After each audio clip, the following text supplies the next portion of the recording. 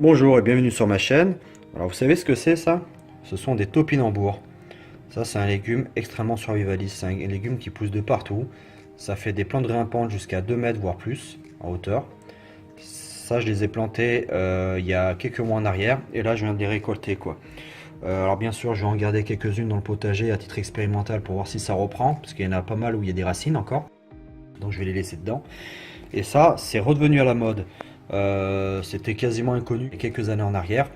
Et on vous disait que c'était le légume du pauvre. Pourquoi le légume du pauvre? Parce que pendant la guerre, ça a poussé à peu près partout.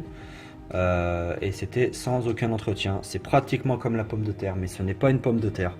Ça, c'est un légume qui est absolument excellent.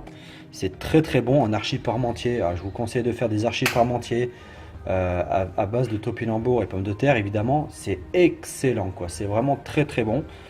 Et vous voyez là, donc une fois nettoyés, donc je les ai épluchés. Là, je vais les éplucher et je vais les faire cuire comme des pommes de terre. Voilà.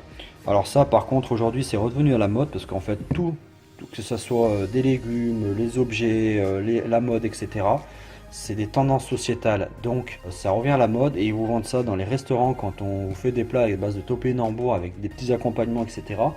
Ils vous vendent ça extrêmement cher alors que c'est le légume le moins cher à produire. Je vous conseille vraiment d'en acheter. Essayez de trouver ça.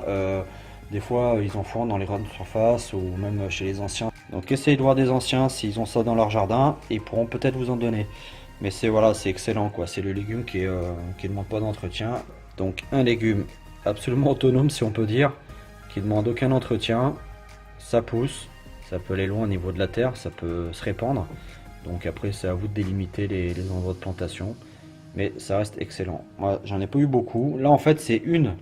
En gros, j'avais une topinambour comme ça avec quelques racines, un peu comme ça là, et ça m'a fait plusieurs topinambours. À savoir que j'en ai laissé quelques-unes dans le jardin pour voir ce que ça fait si ça pousse au mois de février. Là, on est en février, donc il faut les récolter entre février, mars, avril, suivant vos envies.